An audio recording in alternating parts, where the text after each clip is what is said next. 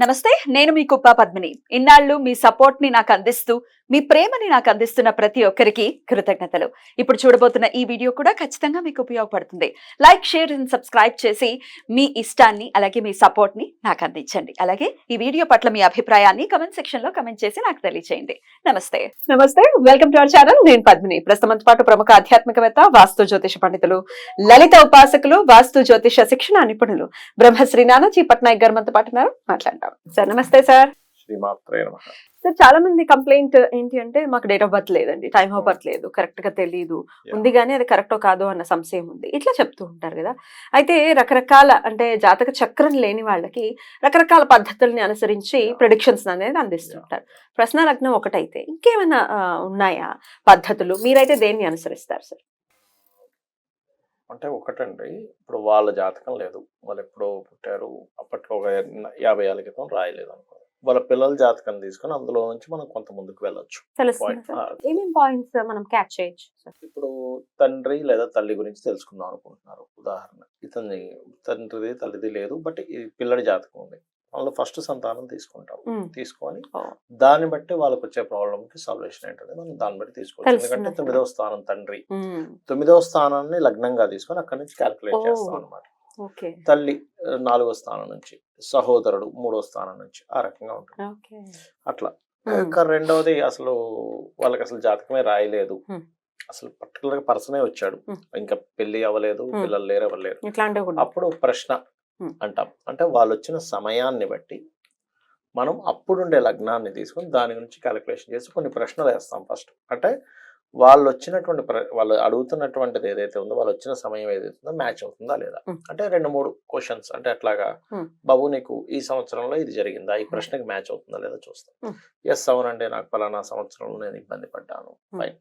లేదా నీకు education break అవ్వడం, ఇట్లా కొన్ని ఉంటాయన్నమాట. ఫర్ ఎగ్జాంపుల్ చెప్పండి సార్. ఇప్పుడు ఆయన అడిగిన ప్రశ్న ఏ కుజహోరలోనో అడిగారు, కుజ లగ్నం అంటే వృశ్చిక లగ్నం కానీ మేష లగ్నంలో కానీ అడిగారు. అప్పుడు ఎట్లాంటి డౌట్స్ తో వాళ్ళు వచ్చినారు? ఇప్పుడున్న ప్రశ్న తీసుకుందాం. బహుశా ఇప్పుడు వృశ్చికంలో అడిగారు అనుకున్నాం. ఇప్పుడు కుజుడు ఎక్కడ ఉన్నాడు? నీచంలో ఉన్నాడు.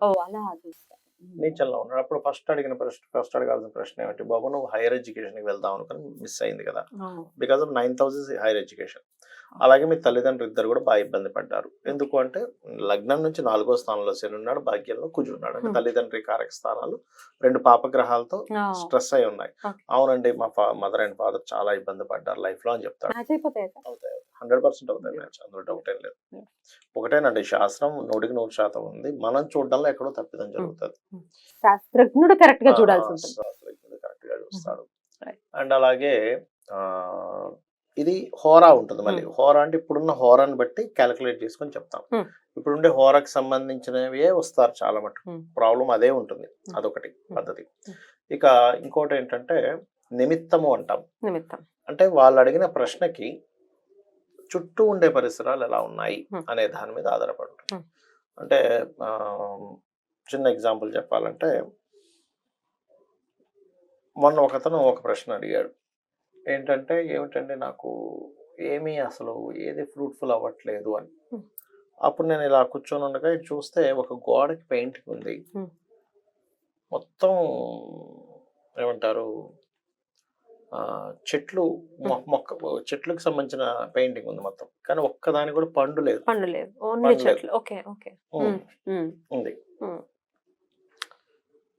మరి ఆ వ్యక్తి అడిగినటువంటి ప్రశ్నకి ఆ నిమిత్తాన్ని తీసుకొని ఏం చెప్పాలి? ఒక పండు కూడా లేదు కదా, ఫ్రూట్ఫుల్ అవ్వదని చెప్పాలా, ఎనీథింగ్ ఫ్రూట్ఫుల్ అవుతుందని చెప్పాలా, అంటే వస్తుంది ఇంకా ఫ్యూచర్ లో ఏం చెప్పాలి? అంటే దానికి ఎట్లాగా అంటే, దాని తర్వాత మనం చేసే చర్య అప్పుడుండే సమయాన్ని, అంటే అప్పుడుండేటువంటి ప్రశ్నను వేసుకొని, లగ్నాన్ని వేసుకొని, అప్పుడుండే టైం ఎంత అవుతుందో చూసుకొని దాన్ని బట్టి చూస్తాం. అప్పుడే కరెక్ట్ గా 9:09 అయింది, టైం 9:10 లోకి మారింది. అంటే 9:10 అప్గ్రేడ్ ఉంది అక్కడ. ఓకే, అసెండింగ్ ఆర్డర్ లో వచ్చింది. ఓకే, 9:10. నెక్స్ట్ నేను చెయ్యబోయేది ఏం చేయబోతున్నానంటే, పూజలోకి వెళ్ళబోతూ పూజలో ఫలాలు పెట్టబోతున్నాను భగవంతుడికి, అమ్మవారికి. ఒక దానిమ్మ పండు, ఒక జామ పండు, ఇట్లా కొన్ని ఫ్రూట్స్ పెట్టి పూజ చేసుకుందాం స్టార్ట్ అవుతున్నా. సో నెక్స్ట్ ఈజ్ ఒక ఫ్రూట్ రిలేటెడ్ సంబంధించింది ఏదో జరుగుతుంది, కరియర్ జరగబోతుంది. ఏం చేయబోతున్నా, పూజ చేయబోతున్నా, అంటే ఒక ఒక జపం అయితే చేయబోతున్నా. అంటే ఒక దీనివల్ల ఆ ఫ్రూట్ కూడా నా ఉద్దేశం ఏంటంటే, ఆ ఫ్రూట్ పెట్టి జపం చేసుకున్న తర్వాత అదే ఫ్రూట్ని నీ విధంగా నేను తీసుకుందాం అనుకుంటున్నా. సో అక్కడ ఉన్నటువంటి ప్రశ్నకి తర్వాత జరగబోయేటువంటి విషయానికి కనెక్టివిటీ ఉంది. సో నేను ఇచ్చిన ఆన్సర్ ఏంటంటే, బాబు ఇప్పుడు పరిస్థితి బాగాలేదు, బట్ నువ్వు గనక ప్రారంభం చేసినట్లయితే 100% దీనికి ఫలితం ఉంది.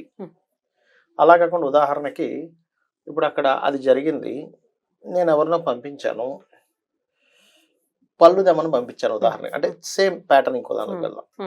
అతను ఫోన్ చేశాడు, మా అబ్బాయిని ఎవరినో పంపించాను, అరే దేవుడికి నైవేద్యం పెట్టాలి, నేను పొద్దున్న తెచ్చుకోవడం మర్చిపోయాను, ఇంటి నుంచి వచ్చేటప్పుడు నువ్వు వెళ్ళి తీసుకురా అని పంపించాను. వాడు వెనక్కి వచ్చేసాడు, నాన్నగారు లేవు, షాప్ బంద్ అయిపోయిందని చెప్పాడు. దెన్ అంతే, లేదు అయితే ఫ్రూట్ఫుల్ అయ్యే పరిస్థితి ఇప్పట్లో లేదు. లేదు. అట్లా నిమిత్తాన్ని వాడి చెప్తాను బాబాయ్. బట్ దీనికి చాలా బ్రెయిన్ ని వాడాల్సి అంటే చాలా ఇది నిమిత్తం ఎప్పుడు మనం ఇది పనిచేస్తుంది అంటే, ప్రకృతితో ప్యూర్ గా ఉంటే పనిచేస్తుంది. ప్యూర్ గా ఉండడం అంటే హార్ట్ఫుల్ గా ప్యూర్ గా ఉండాలి, ఆలోచన విధానంలో ప్యూర్ గా ఉండాలి, అవతల వాళ్ళు చెప్పేది ప్రతిదీ మనం యాక్సెప్ట్ చేయగలగాలి, వాళ్ళ మాటల్ని వాళ్ళ విధానాన్ని. జస్ట్ అలా అంటే నువ్వేది కూడా ఇది అవ్వాలని పట్టుకొని కూర్చోకూడదు, ఇలా ఉండాలని పట్టుకొని కూర్చోకూడదు. ఎస్, అవతల వాళ్ళు చెప్పేది అంతా వింటూ జస్ట్ అట్లా యాక్సెప్టెన్స్ అలా చేస్తున్నారు అంతే. అప్పుడు ప్రకృతి మీకు కరెక్ట్ ఆన్సర్ ఇస్తుంది. అదర్వైజ్ అలాగే ముఖాన్ని చూసి చెప్పేవాళ్ళు ఉంటారు, మీకు తెలిసే ఉంటుంది, ముఖం చూసి చెప్పేస్తున్నారండి అంటారు. వాళ్ళు ఫేస్ రీడింగ్ అంటారు. వాళ్ళు ఎలా చెప్తారు అంటే, దీన్ని నవగ్రహాలకు ఆపాదిస్తారు ఈ ఫేస్ ని. అంటే ఎట్లాగా, దీన్ని బుధుడు, చెవులు నుదురు బుధుడుగా తీసుకుంటారు. ఇవి బాగా ఉన్నాయి, రైట్, నువ్వు వ్యాపారంలో బాగా కలిసి వస్తుంది అని చెప్పేస్తారు. ఇట్లా చెవులు ఇలా ఎలిఫెంట్ బాగా తెలివైన వ్యక్తివి నువ్వు వ్యాపారంలో బాగా కలిసి వస్తుందని చెప్తారు. నుదురు చాలా పెద్దగా ఉండి ఇలా ఉందంటే అలా కాదు. కొంతమందికి చూడండి, భూముల ద్వారా ఇబ్బంది పడ్డము, కలిసి రాకపోవడం ఇట్లా జరిగింది, లేకపోతే మీ ఫాదర్ ఆస్తిని పోగొట్టుకున్నాడు, ఇవన్నీ చెప్తారు కొంతమంది చూసి. ఐబ్రోస్ చూసి చెప్తారు, ఐబ్రోస్ ఏదైనా డిస్టర్బ్ అయ్యాయి, లేదా ఐబ్రోస్ చాలా బాగున్నాయి బాబు, నువ్వు ఫ్యూచర్ లో మంచి ల్యాండ్స్ కొంటావని చెప్తారు. అలా కాకుండా అంటే ఐబ్రోస్ ఎవరు సార్, ఏ గ్రహం? కుజుడు, మార్స్ అన్నమాట. మార్స్ ల్యాండ్స్ కారకుడు. అలా కాకుండా కళ్ళకి సరిగ్గా లేదు వాళ్ళ కళ్ళు సంబంధించినవి, అప్పుడు ఏం చెప్తారంటే, బాబు నీకు మానసికంగా ఇబ్బంది ఉంటుంది, సంథింగ్ ఎప్పుడు ఏదో ఒక దృష్టి నీకు తగులుతుంది కదా అని చెప్తారు. చంద్రుడు కామన్ గా జరుగుతుంటాయి కదా, అందరికీ జరగాలంటాయి. అవును సార్, నాకు ప్రతిదీ దృష్టి జరుగుతుందండి అంటారు. ఎందుకంటే సన్ అండ్ మూన్, కళ్ళ కుడి కన్ను సన్ను, ఎడం కన్ను మూన్. మెల్లగానే ఉంటుంది కదా సార్, మెల్లకన్ను ఉంటుంది. మెల్లకన్ను ఉన్నప్పుడు ఏంటంటే వాళ్ళకి ఆకస్మికంగా కొన్ని లైఫ్ లో కొన్ని కలిసి వస్తాయని చెప్పారు. Good sign. Good sign, right. అట్లాగే కొంతమందికి బుగ్గలు చాలా బాగున్నాయంటే వాళ్ళకి చెప్పేది ఏం చెప్తారంటే, ఫేస్ రీడింగ్ చేసేవాళ్ళు, దిస్ ఇస్ ద వీనస్, అంటే వీనస్ బాగున్నాడు, వాళ్ళ చార్ట్ లో వీనస్ బాగుంటేనే బుగ్గలు బాగుంటాయి, సింపుల్. అప్పుడు ఏం చెప్తారంటే, బాబు నువ్వు ఖచ్చితంగా ఇప్పుడు ఎన్ని కష్టాలు పడుతున్నా నువ్వు లైఫ్ లో ఒక లగ్జరీ లైఫ్ అనుభవిస్తావు అని చెప్తారు. అంటే ప్రతి ఒక్కరికి ఒక ఒక ఇది ఇవ్వాలి కదా అక్కడ, సంథింగ్ ఉంటుంది. అట్లాగే ముక్కు అంటే జూపిటర్, అంటే నీకు ఒక మంచి గురువు దొరుకుతాడు, నువ్వు ఆధ్యాత్మికంగా బాగా ఎదుగుతావు ముక్కును చూసి.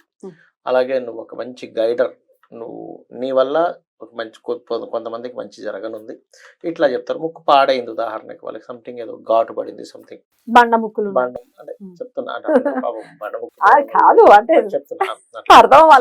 రెండు రకాలు ఉంటుంది ఇక్కడ. బండ ముక్కు, పెద్ద ముక్కు ఉంటే సమ్ టైమ్స్ వాళ్ళు పెద్ద కోటీశ్వరులు కూడా అవుతారు. అంటే ప్రామినెంట్ గా ముక్కే కనబడుతుంది, ఏంటంటే కొంచెం సూదిగా కూడా ఉండాలి, అంటే అప్పుడు ఇంకా బాగా ఇది అవుతారు. ఒక్కొక్కసారి కొన్ని మొహాల్లో ముక్కే ప్రధానంగా కనబడుతుంది. అట్లా అంటే జూపిటర్ సైన్ గా తీసుకొని, ఇప్పుడు ముక్కు పాడైంది సంథింగ్, అప్పుడు వాళ్ళు కొన్ని అంటే పూర్వజన్మల్లో దానికి ముఖాన్ని చూసి చెప్పేవాళ్ళు ఏం చెప్తారంటే, దేవతా శాపం ఉందని చెప్తారు. బికాస్ ఆఫ్ జూపిటర్ ఇస్ దేవతా సంబంధించిన విషయాలు చెప్పేది. అలా ఒక్కొక్కటి, ఇప్పుడు నోరు ఉంది, పెదాలు ఉన్నాయి, పెదాల యొక్క దీన్ని బట్టి వీళ్ళకి కాలం ఎలా కలిసి రాబోతుంది అనే దాని మీద ఉంటుంది. ఏ గ్రహాన్ని? రాహు గ్రహం. అండ్ హెయిర్ ని బట్టి కేతువుని శనిని క్యాలిక్యులేట్ చేస్తారు. అట్లా హెయిర్ మాటిమాటికి ఊడిపోతుంది, వీళ్ళ హెయిర్ అంత హెల్దీగా లేదు అంటే సంథింగ్ వీళ్ళు మెంటల్లీ డిస్టర్బ్ ఉన్నారని, లేకపోతే ఇంకా తెలుసుకోవాల్సినంత తెలుసుకోలేకపోతున్నారు, ఇట్లా కొన్ని ఉంటాయి. గడ్డ మీన్స్ శాటర్న్, అంటే వీళ్ళ కర్మ మంచి కర్మలు చేశారా లేదా, వీళ్ళ కర్మ ఎట్లా ఉంది, వీళ్ళ కర్మ బాగుంది, గడ్డం మంచి గడ్డం ఉంటుంది. అంటే బయట ఉండే హెయిర్ అని కాదు, గడ్డం చిన్ చిన్న ఏదైతే ఉందో అది వాళ్ళ సాటర్న్ ఇది చూస్తుంది. సార్ కొంతమందికి చిన్ కి సొట్టు ఉంటుంది, చాలా అందంగా ఉంటారు వాళ్ళు అందంగా యాక్చువల్ గా. ఉంటుంది. అదే అంటే డిఫెక్ట్. వాళ్ళకి వీనస్ అండ్ సాటర్న్ కలయిక ఉందని అర్థం అనమాట. ఇప్పుడు పవన్ కళ్యాణ్ గారికి ఇక్కడ సొట్టు ఉంటుంది, వీనస్ అండ్ సాటర్న్ కలయిక ఆహా. అది చాలా అందంగా కూడా ఉంటుంది. అందంగా ఉంటుంది. సో అట్లా డింపుల్స్ అది కూడా డిఫెక్ట్ యాక్చువల్ గా. డిఫెక్ట్ అని కాదు, అది ఒక అందం. కానీ సైంటిఫిక్ పరిభాషలో చూసుకుంటే అక్కడ మజల్ కాలేదని అర్థం, అయిందని అంటారు. కానీ ఎంత అందంగా ఉంటుంది. అందంగా ఉంటుంది. దాని అర్థం అది కూడా వీనస్ చాలా బాగున్నాడు అని అర్థం. శుక్ర స్థానంలో డింపుల్ వచ్చి అందాన్ని ఇచ్చింది కదా, వీనస్ ఇస్ గుడ్ పొజిషన్. నవాంశ అండ్ రాశి చక్రంలో కూడా బాగున్నాడు అని అర్థం. బ్యూటిఫుల్. రైట్, ఇలా అర్థం చేసుకోవాలి. అలాగే ఎలాగో సబ్జెక్ట్ మీరు చెప్తున్నారు కాబట్టి అడిగేస్తున్నాను సార్, ఇక్కడ కూడా డింపుల్స్ పడతాయి కొంతమంది, అవునవును. అంటే గడ్డం దగ్గర కూడా డింపుల్స్ పడ్డాన్ని ఎట్లా అర్థం గడ్డం రూపంలో ఎక్కడైనా డింపుల్స్ పడ్డాయి అంటే అక్కడ వీళ్ళకి ఒక అందాన్ని ఇచ్చింది కాబట్టి శుక్రుడు శనితో ఎక్కడో కనెక్టివిటీ ఉన్నాడు వాళ్ళ జాతకంలో. అలా చూసుకోండి. అట్లా తీసుకొని ఆ పర్టికులర్ అంశాన్ని ఆ రోజు ఉన్న వారాన్ని వాళ్ళు వచ్చిన సమయాన్ని ముఖాన్ని చూసి క్యాలిక్యులేట్ చేసి చెప్తారు. అప్పుడు చెప్తారు. అది చాలా పెద్ద సబ్జెక్ట్. నేను అందులో పెద్ద అంటే కొంతవరకే తెలుసుకున్నాను, బట్ నేను తెలుసుకున్నంత ఆస్ట్రాలజీ వాస్తాయి.